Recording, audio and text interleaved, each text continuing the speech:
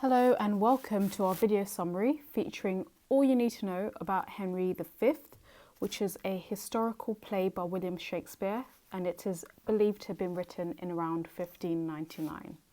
So this play tells the story of King Henry V of England, and it focuses on events immediately before and after the Battle of Agincourt in 1415 during the 100 Years' War.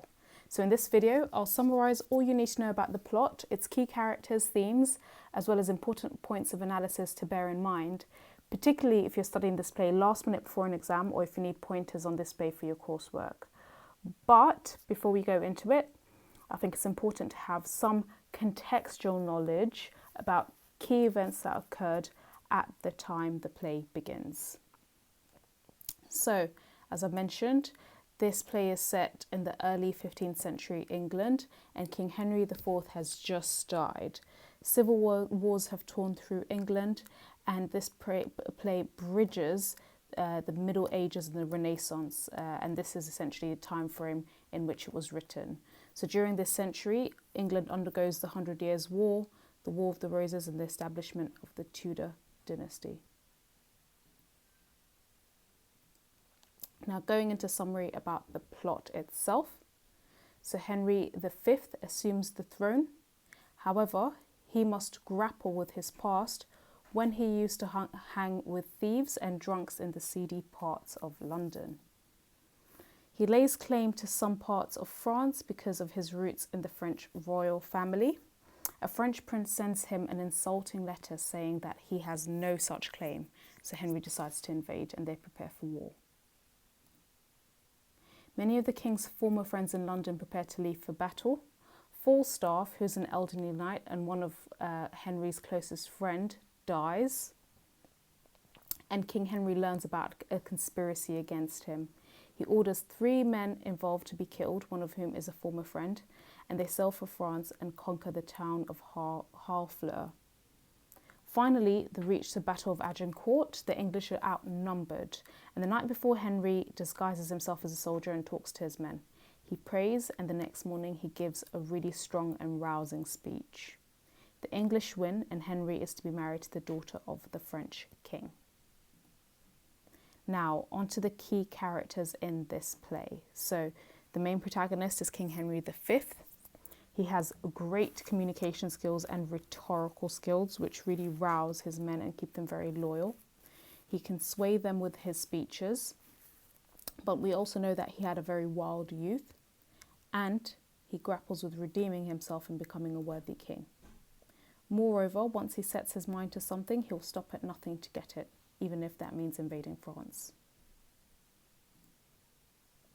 Catherine is the other key character, so she's the ideal woman of the time, pretty, quiet and obedient. She seems to almost live in a different world from the other characters. She speaks French, not English. Her scenes seem much more calm and out of the face of war. Now, the key themes. Firstly, the qualities of a king. So if you've ever heard of The Prince, written by Machiavelli, you may know that the qualities that he recommends for a ruler aren't always the qualities recommended for a normal person. So Henry V is a great ruler, but his qualities will not be so desirable in a normal person. He's ruthless and he stops at nothing to get what he wants. He betrays and leaves his friends throughout the play to secure his own power and fix his image. The second interesting theme is diversity. So this is one of Shakespeare's plays that depicts all the diversity in England at the time.